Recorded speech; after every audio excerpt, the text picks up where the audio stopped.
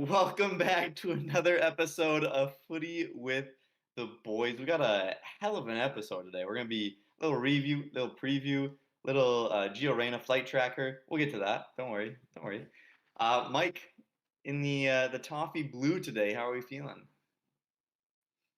Feeling good, man. Not the win, but a good performance. Outstanding internet Outstanding in Kalamazoo, start there Michigan. for the internet at the Tracy household. Nick, What the fuck's we have going one on? guy whose Oh internet no!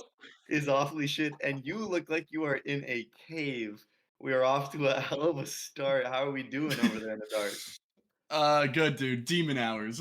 we're here. It's dark. Hashtag He looks good bully on the hours. It is Nick after video. dark time. He has decided to wear a full black kit with zero lighting.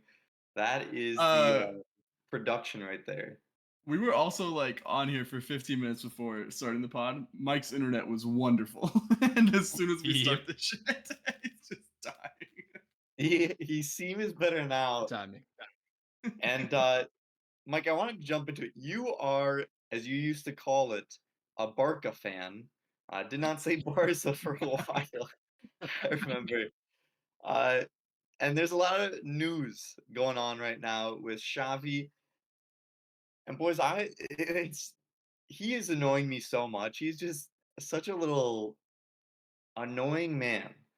I respect him so much as a player, and honestly, I don't think he's been that terrible as a manager. He's been better than a lot of other players like that become managers, like Frank Lampard, not even close to as bad as him. Wayne Rooney, not as close to as bad as him. But Palmer, if you can scroll up just a little bit, this quote is just so annoying. He already said he's retiring at the end of the year, the pressure, the pressure, the pressure. And he comes out with more to say the decision on my resignation has been made for a long time. Our work is not valued enough. Honestly, I decided to leave from the beginning of the season. Then fucking leave at the start of the season. Why are you saying all this stuff? Like, stop yapping. He's fluent in Japanese out here, just constantly talking about how I wanted to leave this whole time. I didn't like if your heart's not in it. If you're saying you want to leave at the start of the fucking season, get a different manager. Don't He go looks through an like entire season. he looks like Joe And Rogan with hair. No, he doesn't. like, Shut up. maybe in a very small sense, if you cover the hair. But Nick, you made a tweet about this, so I know that you're just as annoyed. But Mike, you are a Barca fan. From a fan standpoint, obviously Xavi loved for his playing time, but is this not just a, I don't know, punk move to be just constantly saying this? It just seems like just an excuse factory out of him. Sí, yo soy fans de Barça. Oh, sorry. I almost started speaking Spanish there. Yeah, I am a little bit annoyed. But I don't pay it too much mind. Like, he's gonna make a show out of it. He's gonna act like he was wronged because maybe it's best for his future career potential. I don't really know. But yeah, dude, what are you bitching about? Just go get some wins, see out the season, at least compete in La Liga. You still have Champions League going. Is your team going to lose faith in you by your actions? I don't know. I wouldn't want to play for him if he's acting like this. Um, it's weird. Nick, put yourself in an 18-year-old phenom breaking through the first team with Xavi as your legendary former player coach. And now for the last week, the only thing you hear from him is, this job sucks, man. There's so much pressure. Man, this is so unfair that I have to be the coach of Barcelona. Man, this is just not valued enough. You're out there as a player, and your coach is just bitching nonstop about how hard his job is as a manager of Barcelona. As a player, are you just like, all right, fuck this guy? Like, are you losing your will to go out there and really fight for him? I don't know if you're losing your will to, because at this point you're not fighting for him. He's gone.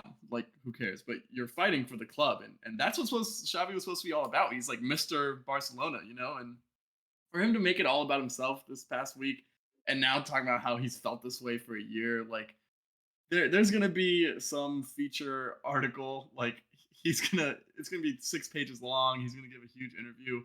and it's going to come out in like 2 weeks, like not even at the end of the season. He's trying to make it all about himself. You're Mr. Barcelona. Show some accountability for like part of the reason why you guys aren't winning the league. Maybe there's some bias towards Real in the league. I think people can agree to that, but you dropped some points like some not great teams throughout the season. This Barca team hasn't been living up to what they should be when you look at the talent on their roster. So I'm just as sick of it as anyone else. And come on, bro, just don't go out this way. You're supposed to be Mr. Barcelona. Stop making it about you. Yeah, it seems like he was given an opportunity. Very generous of Barcelona. Obviously, they have some pretty terrible financial situations, so couldn't be going out getting crazy big name coaches. But he was given a huge chance here to be a club coach of one of the biggest clubs in all of history of soccer, and he's now bitching about how it's so much pressure. No shit. Like you got to know that going in. You can't be all of a sudden a year later. This is so unfair. All the pressure. That's the job description. You were given a big opportunity that maybe you hadn't earned yet, and now you're bitching about it. But in some lighter news, we go a little stamina mina, Eh, eh. stamina mina. Mike, what time is it? It's time for Um, Africa, baby. It's time for AFCON 2023, Fine. but it's in 2024. You We lost fucking Nick. left. Jared and I love AFCON. Producer P loves AFCON. Nick's indifferent on the subject. I like But we have Shakira. some big news. AFCON, yeah, it's a big tournament, but it doesn't play by the rules of ranking, of superiority. It throws that all out the window. When you go to the Ivory Coast, you're not playing on a manicured pitch. You're not playing in Europe. You're playing in a different environment. And it's all about physicality. It's all about having the fans behind you. And it's all about what happens in the confines of a 90-minute match. So the teams like Senegal, Egypt, Morocco, yeah, they're high in the FIFA rankings, but they're not in the tournament anymore. Big upsets, fun to watch. Jared, did you catch any of it? What's been your biggest surprise so far? I have not watched any of it live, I will say, but I do not think I've seen a single goal from this tournament that is a tap in. It is just always random rockets are the most absurd goals you see. There is no simple goals in AFCON. I think I saw it was the 5 highest rated ranked teams in terms of FIFA rankings are all already out. So there's no favorites. If you are a betting man, stay away from AFCON. That is the absolute worst tournament you could potentially ever bet on. As I mean, I guess if you bet on underdogs, maybe, but AFCON is a crazy place and continues to be that way. But Mike, that's not the only continental tournament going on. And I know we both caught Jurgen Klinsmann's, the former U.S. men's national team coach, Jurgen Klinsmann's South Korean side today versus Saudi Arabia. Barely saves his job. A 90th plus 9-minute goal to send it to extra time. They can't get the breakthrough in extra time, and it goes to a penalty shootout, which South Korea would ultimately win. Mike, this is in the thinnest margins possible. Do you think Klinsmann got it wrong here? He started in a back three. They've been playing a 4-2-3-1 the entire tournament. Is Klinsmann just overthinking a lot like he might have done with the U.S.?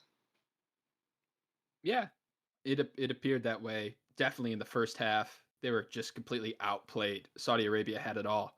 They had all the attack, all of the possession, and then he made a huge adjustment at halftime. So credit to him. They went back to the style they'd been playing earlier in the tournament. They took Son from being a target man, brought him out a little wider so he could get on the ball, have an impact on the game, and it came late, but they got it done.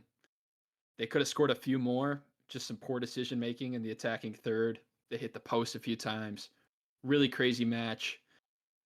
But the once former CONCACAF Gold Cup champion had enough to edge out Mancini, the Euro champion. And now he has a chance to add an Asian Cup to his, trophy room. We don't miss him in the U.S. He had his time. Good luck to him in the rest of the tournament. I think he had a positive impact on the U.S., pushing people to Europe. Speaking of Europe and Americans, Gio, we go back to Gio Reyna and his potential transfer, and a little bit of deep digging here into flight logs that was found on Twitter today by a German person here, that they found a private chartered plane will be going from Dortmund Airport to Nottingham. Now, I'd imagine there's not a lot of private jets heading to Nottingham from Dortmund. Mike, is this enough for you to make an inclination at the very minimum that Gio Reyna might be on his way to Nottingham Forest here? Signs say yes. If I was shaking the magic 8 ball, I'd be feeling pretty good. Yeah, this is a transfer staple for a lot of clubs. Just checking all those private charters on flight trackers and finding some details. That's how Wes McKennie to Leeds was also kind of discovered, was a flight from Turin to Leeds there. So I don't know. Flight trackers, they give you some info. But one flight tracker you don't need is anything to Brentford for Antonio Nusa, who failed his medical. We spoke briefly about that. He is not going.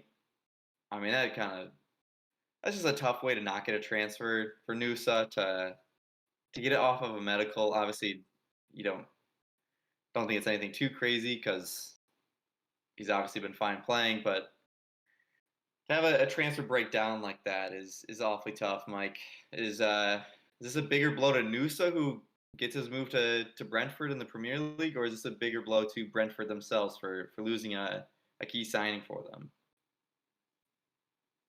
I think Brentford, because the money was good, the player was a good fit, a winger who can go both ways. For the player, potentially he goes to Tottenham. That was rumored, so it could turn out fine for him. I'm not sure. Mike knows Alright. all about going both ways. Mike's a big both-wayer. Switch hitter. If he Switch hitter, if he as they lost say. or if he couldn't pass the medical, like what does that mean? Like, Something came up that was not physically up to par. So Yeah, I don't know the probably exact He's details. it's on this. probably likely he doesn't pass the Tottenham one either, then, right? Or No, It's not in he's- 24 hours, fucking- probably not. yeah, Yeah, he's not gonna be getting a transfer. It looks probably like just fucking wildly hungover or something stupid. that's That's definitely Marcus not what Rashford, it- actually, unfortunately. That is, I don't think hangovers come up in medical issues for these type of tests. But you know what? We move to the Tuesday review. Let's fly through some beautiful games here. And we start with Newcastle 3, Villa 1. Said it needed to be a game for Newcastle here to make a bit of a halt to their skid down losers row, and they do exactly that. They're up 3-0 at a certain point. Obviously, Ollie Watkins gets a bit of just a consolation goal at the end there, but whew, Mike, Newcastle hanging on to their hopes at Europe here with a huge win for Aston Villa. Very big win and a game of tight margins. Newcastle won this match pretty much off set pieces. There were plenty of chances both ways in the open game, but Fabian Schär, 2 minutes apart, scores 2 goals. Just the right man in the right position at the right time puts him away. And the goal from Almiron to Jacob Murphy was nice as well. Aston Villa will think that they didn't capitalize on a few chances that they had. The defense didn't look super structured. They were forced to play Langlet at center back today, and he hasn't played a whole lot this season. I wasn't really impressed. I think they're missing Paul Torres at the moment. Nick, is this a step in the right direction for Newcastle? Could they keep this momentum? What do we think? Yeah, I think it's a big deal. It's a good win. 3-1 is important. The obvious downside of this is they lost Isak again. Callum Wilson's a good player, so hopefully Isak's not out for too long and Wilson doesn't have to bear too much of the burden. but feels like it was a very good performance from them. The 2 set piece goals were taken well. Fabian Schär, especially on that first one, I thought did a great job of kind of redirecting the ball, so that was impressive. Honestly, I think this game says more about Villa than it does about Newcastle. A lot of people are after like the slate of games right before Christmas or during the Christmas time period, we're saying, oh, they're the shoe in for number 4. They're going to finish top 3. They're going to finish above Arsenal, above Tottenham. It's really tough to count on an Unai Emery team, especially when you lose. I understand Pau Torres and Lucas Digne was out, but I mean, this Newcastle team has been a side that's been struggling for form. And I get Jacob Murphy's back; he's a difference maker. I get Botman's been back for a little bit; but it's a bad loss to lose 3-1 at home to a Newcastle side that isn't at their best at the moment. So, a good step in the right direction for Newcastle. Hopefully, they can fight their way up if you're people James. But yeah, I don't know. Aston Villa once again worrying me more than they are inspiring me. Yeah, I think either way this went, there was going to be some conclusions drawn, and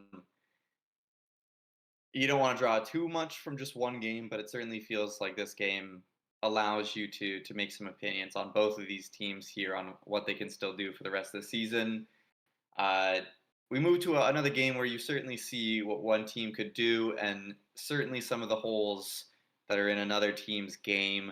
Arsenal versus Nottingham Forest. Arsenal, for a large part of this game, were just ramming it down Nottingham Forest's throat. Just possession, possession, possession. It came to be the lead by maybe not the greatest for us American Nottingham Forest watchers.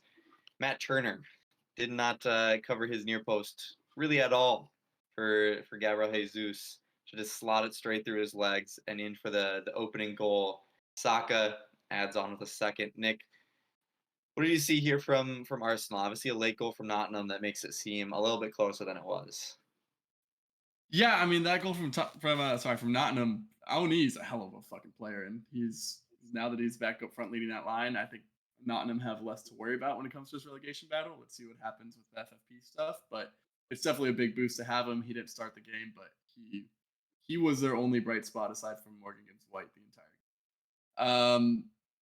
As for Arsenal, you knew exactly what game this was going to be within the first 5 minutes. It's the same game that every team aside from Crystal Palace and Liverpool have played against us in the past like 8 games, just low blocks. How much can Arsenal like try to find crevices? What magnificent like team play is going to happen, or is someone going to step up and do a little bit of magic?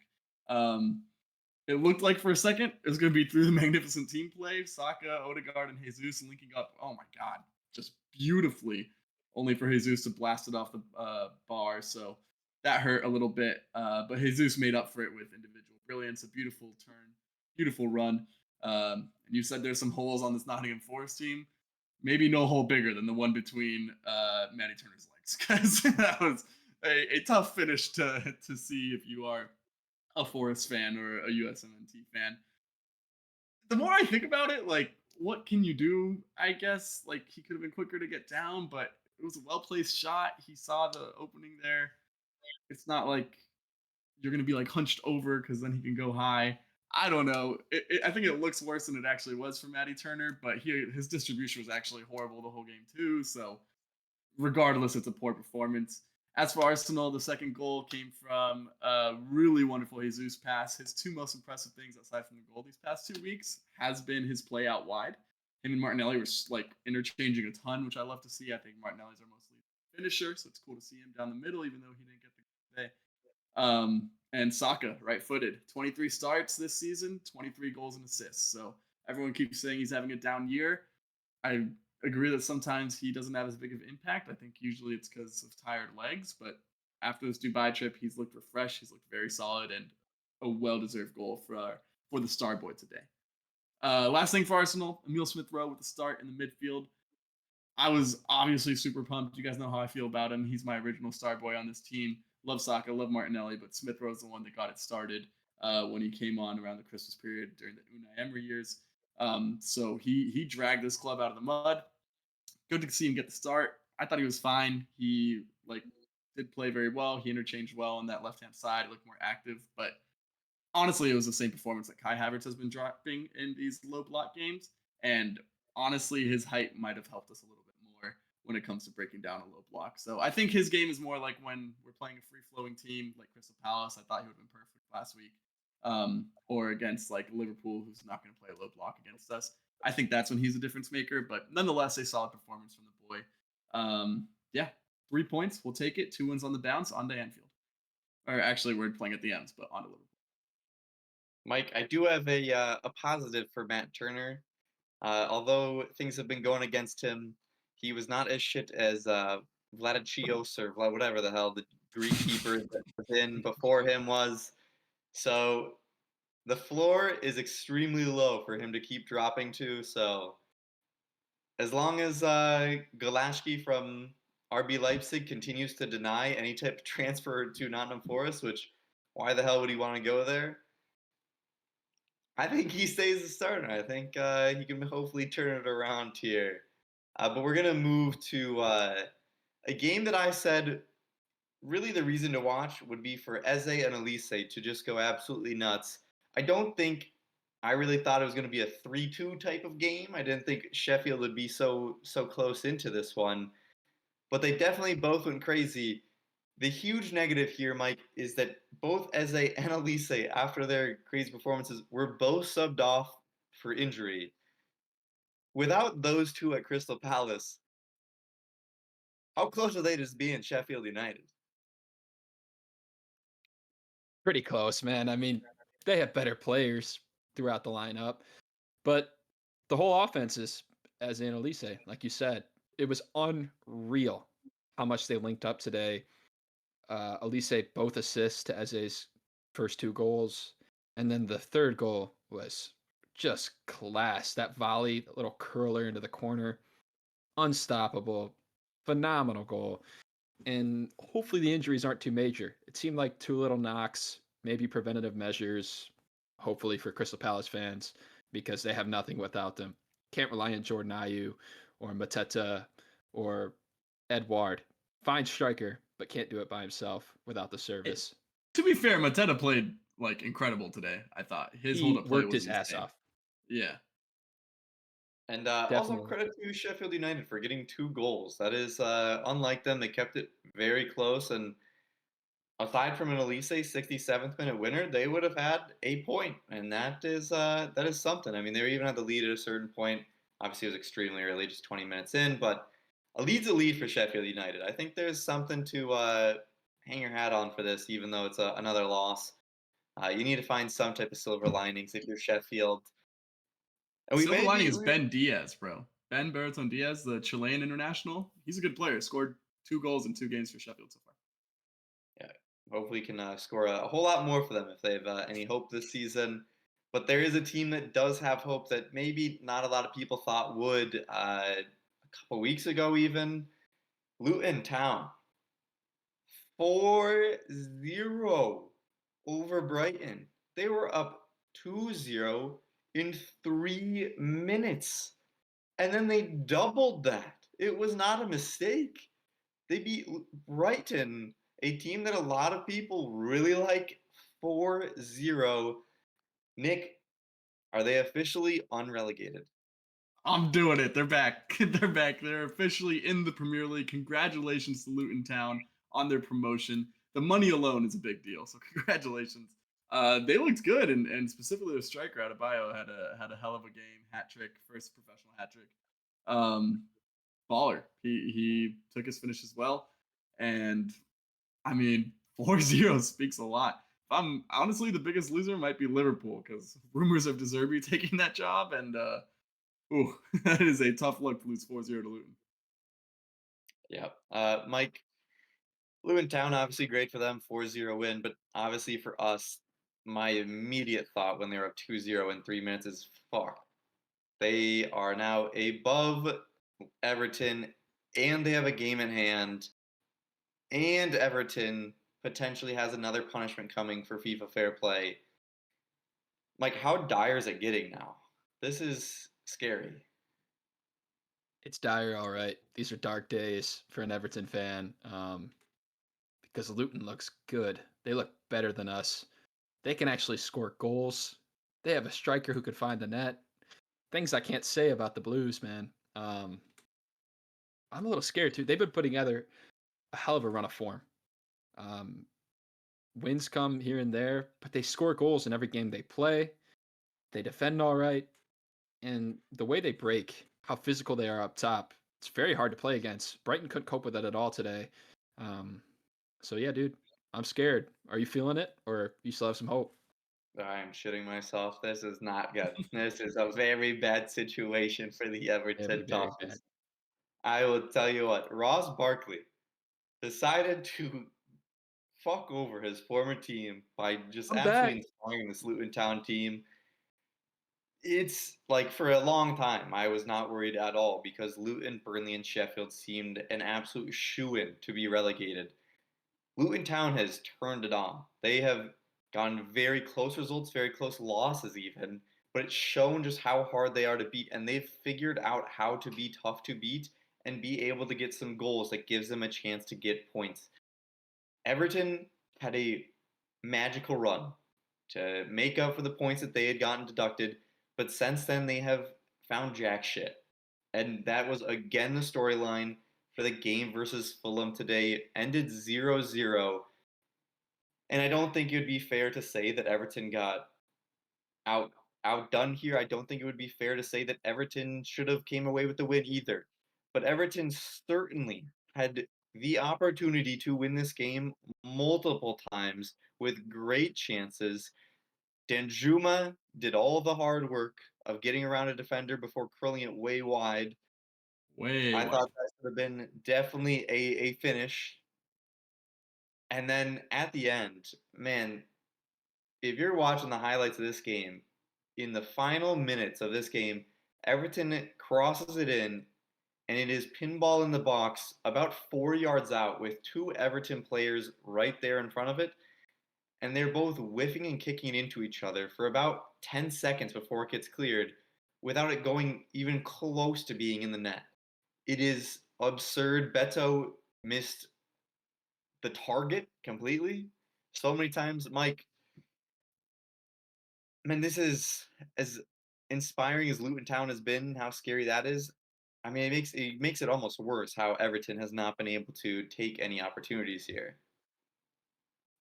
Beto, Beto. Yeah, man. I can't say we deserved to win. There were so many chances on both sides. Fulham had a majority of the ball. We defended really well. I'll say that. For how many breaks they had, we stayed on dudes in the box. Branthwaite had a great game. Tarkowski was great as usual. Pickford, huge when he needed to be. Made one phenomenal save in particular, where he just reached up and clawed it from the top corner. And Ben Godfrey, sliding into the team, hasn't played a whole lot this season. Put in a great shift. So I couldn't say anything negative about the back line. But up top, it's so stale. It's really, really poor. Danjuma, that move you said, phenomenal dribble. We don't see that too often with a guy who's driving into the box, creating his own shot. And then he's just, I don't know what he's trying to do. He's not trying to curl it far post. He's not trying to drive one. He scoops it. It's just terrible. Dom, I can't knock his performance today. Dom had good hold up play. He was big in the air. He had a few headers that were tough to put away, and he had one that hit the crossbar that I would have liked to see go in. We had another goal that just didn't go in by the finest of margins. They had to pull up the line to show that it didn't cross. Tough. But then we bring in Beto, our star man, the money man, the signing of the summer. And boy, does this guy need to go back to Italy. He misses a header just clear over the top. That's an absolute sitter. He puts one off the bar. And then the corner you're talking about, that's pinball. He could have put it away himself. He didn't. It falls to Godfrey. Oh my God, Godfrey's going to score the winner. And guess who's in the way? It's not the goalkeeper. It's not Tim Ream. It's not another Fulham player. It's Beto. He blocks our own shot. Yeah. So tough because the 3 points were there for the taking. But to get a draw at Craven Cottage, It's a big point, but we need more than that to stay up. Yep, it is desperation times in the Merseyside for Everton here, needing 3 points in their upcoming fixtures.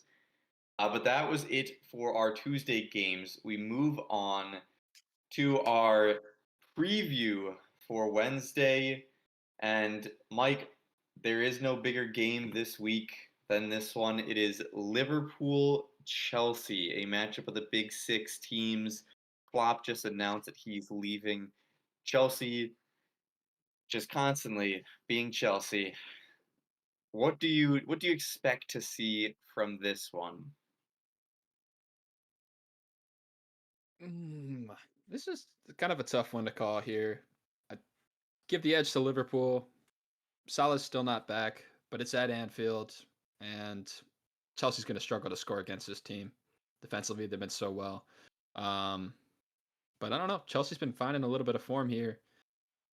Nicholas Jackson's back, so anything could happen. Nick, is Nicholas Jackson the savior of the Blues? Will he sing them into victory or no? You mean the backup striker on his national team? I don't think so. I don't know if that's the guy. But honestly, I do kind of. I would have loved a Chelsea draw here. Like I feel like that is on the course of the season. Like I could have very much seen that happening at Anfield. Liverpool's riding high, but Chelsea's sneaky solid. I don't know. It felt like there was going to be a draw this game.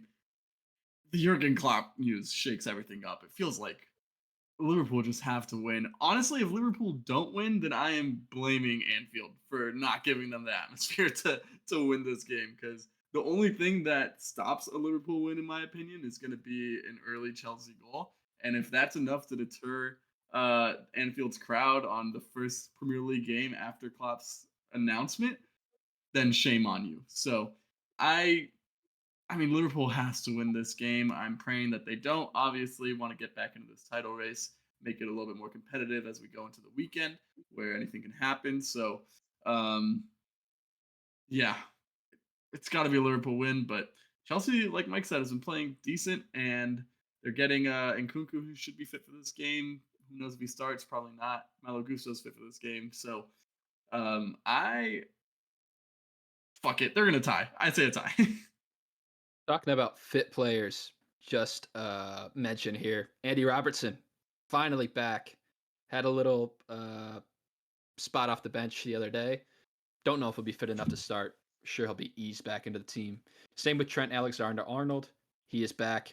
And Dominic Szoboszlai also. So 3 key players back for Liverpool. We'll see if they make the 11.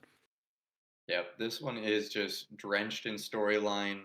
Liverpool leading the title charge, big six matchup just in general, but also Chelsea could find themselves sneakily into 7th place with a win here. That is how tight the table is towards that European spot. So they could find themselves sneaking into a European spot by the end of the week here. And honestly, with the way it started for Chelsea and how they were pretty solidified in that 12th to 10th spot, that would be quite the jump for them and certainly help out Arsenal and Manchester City in their chase of Liverpool. But we will see what happens there. A lot of players coming back, a lot of variables to watch there. But variables do not stop in that game. Spurs Brentford. Obviously, one of the biggest variables is that Hyung-Sun Min will not be available as he has moved on with South Korea, as we mentioned earlier. Brentford does have Ivan Toney back now.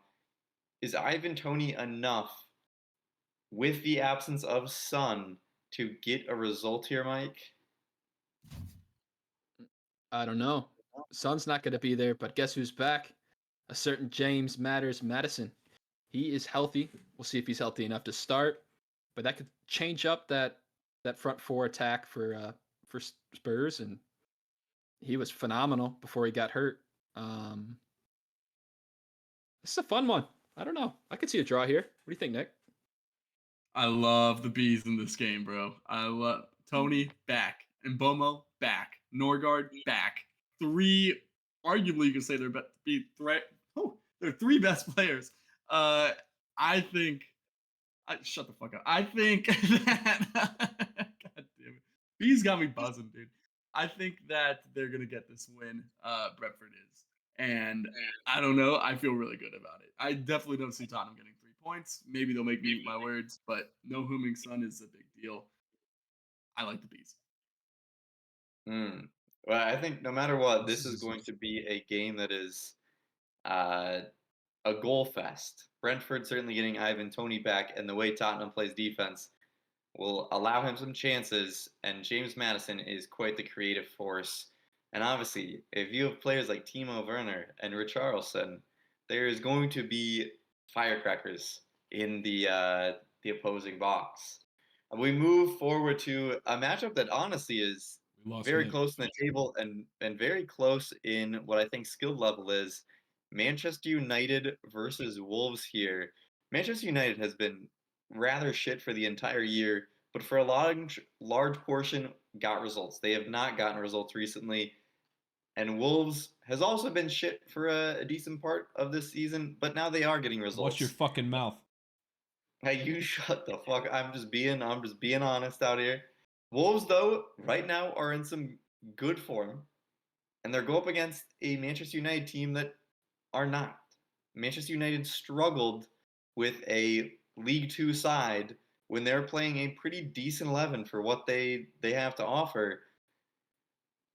Mike, is this the game where you think Eric Ten Hag can be gone?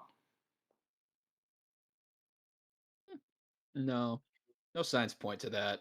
He's staying around for sure, but I could see Wolves getting a result here.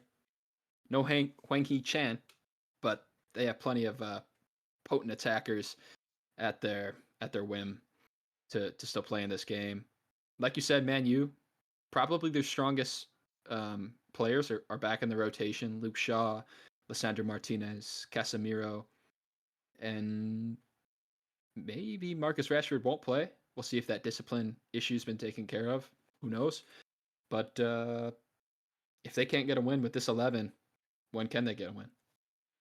I mean, to be fair, they were starting Martinez, Varane, Casemiro in the FA Cup versus a League Two side, and certainly struggled. Now, obviously, they had luckily the star Anthony to bring them through, but Mike, I don't know. There seems to be a lot of negative storylines around Manchester United, and like you mentioned, Marcus Rashford was seen out clubbing. It's become a big issue. He was even doing his signature celebration out there.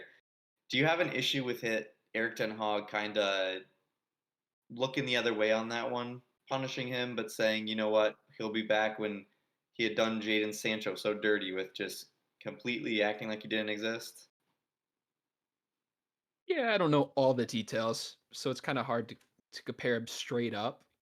But if they're equivalent wrongdoings from each player and they're being treated differently, handled differently, yeah, that's fucked up. That doesn't set a good standard for the rest of the players in your locker room, especially the younger guys. Um, so that would be a big issue. Yeah. Moving to the other side of Manchester, we have Manchester City versus Burnley. It is a rematch of the first game of the season. Manchester City going up against Vincent Kompany's men, and Burnley. Manchester City, I believe, just got Haaland back. Not sure how much he'll play, but this seems like it may be a bit of a beatdown. Is that how you see it going? I think so, regardless of the 11 City put out there. It seems like a game they could continue to rest Holland, give him a little bit more time. Probably the same with De Bruyne, still coming back from that long-term injury. Be kind of strange if he started, I think. But they should have enough. I think the way they're playing right now, they always come around January, hitting into the spring on fine form, and I don't expect that to change here. Yeah, I think I could see De Bruyne maybe getting a start here just because they know they're going to be in a very, very large amount of possession and control in this one, so he won't have to be chasing back or doing anything defensively. You can quite honestly just tell them, sit up there, don't run too much, don't exert yourself or injure yourself. Get a little bit of fitness in your legs, and I don't think that would hurt them in any type of way. But lastly, on the ticker for our previews is West Ham versus Bournemouth. I'm like, this is like a non-flashy name, but in terms of play, pretty interesting game here. Bournemouth have obviously kind of flipped around the script on their season here and gotten in some pretty good form during the second half of the season. And West Ham themselves have been able to capitalize on people dropping down the table to find themselves in sixth place. This could be a good game with a lot of talent on both sides. Who do you see going forward here? Obviously, West Ham would be a bit of a favorite. I think West Ham, they're going to come out feeling a little aggrieved from that last match against Sheffield with the decisions that didn't go their way and knowing that they should have walked away with 3 points. And Bournemouth coming off an absolute ass beating against Liverpool. We'll see if they change their tactics at all. I doubt it. They've been playing pretty great ball aside from that one game. I see goals, dude. I see Solanke getting on the sheet. Bowen maybe getting on the sheet. You think Calvin Phillips will feature in this game, or a little too early with that transfer just happening? I don't know. I think with the roster they have, it might be more of an appearance. But Nick, Cherries, West Ham, just full of players in the attack that we've talked plenty about. Who do you see getting a goal here? Is there one that you'd be putting in a bet? Solanke feels like the safest bet of all of those because from West Ham it can come from anywhere. No Kudush, I believe. I think still too early for him. Yep. Did they just get knocked out like yesterday or something? So I believe Ghana. Is Ghana still in? no, Ghana's No, knocked they've been out. knocked out for a minute. Is he back? Do we know? They don't know. He should be back. I don't know if he's ready to play, but he's definitely been back. Okay. Well, if Kudush plays, maybe he's my bet, honestly, because what a baller. But Solanke has been the main man for Bournemouth. Was the subject of some transfer interest this window, although it always felt kind of just tossed out there because he's a striker in good form. So, but Bournemouth is playing well. Sinistera in the FA Cup, I believe, scored a goal recently. Shout out to the Colombian. On that topic, shout out to Munoz, who just got a transfer to Crystal Palace. Forgot to say that. But yeah, it should be a good game. I think like you said, Flags. It's not really the West Ham Bournemouth, like this is gonna be a banger, but sneaky. I think this is gonna be a very good game, and I'm excited to watch. Yeah, a sneaky good game there for some real game enjoyers. There's a lot of people on the ball here that can make a difference. But boys, that is our end of our Premier League roundup here. Nick, I'm gonna throw it to you first for closing thoughts. Obviously, we have the transfer window ending tomorrow, and Arsenal just came off a big win. What's on your mind? On to Liverpool. Important 3 points today. Could have been a bit of a look ahead situation for Sunday. So glad we came out with the 3 points, a dedicated performance. All to play for on Sunday. We win that game, and now all of a sudden, it's a real deal coming into the last 15 or so games of the season. So, up the Arsenal as always, and hey, go follow Footy with the Boys on Twitter. Firing All right, off some tweets on there. I was waiting for that. It seemed like Palmer was really throwing the alley for your oop of a plug on our Twitter, and you were avoiding it for a bit. But Nick has been using it as his burner, so there's a lot of live tweets going on that. I will live tweet every I'll be Arsenal hopping game. on and throwing in some takes, maybe some little satire there. Mike, what are your closing thoughts, sir? We're going to bring it down a little bit. We have a loss in the world of CONCACAF football. Panama's leading scorer of all time, Luis Tejada, passed away unexpectedly yesterday playing in a rec league match. So shout out to our Panamanian brethren. Our hearts are with you. But bringing it back up a notch, Everton plays on Saturday. Come on, you Blues. We need a big win. Check us out on Instagram. Check us out on TikTok. And check us out on the new Twitter account for all the good news. Someone Thanks for joining us, boys. cut that from the That was a roller podcast. coaster with Mike Tracy. Keep around for the next episode for another roller coaster of death and following us on social media back to back. Till then, peace. Oh my god.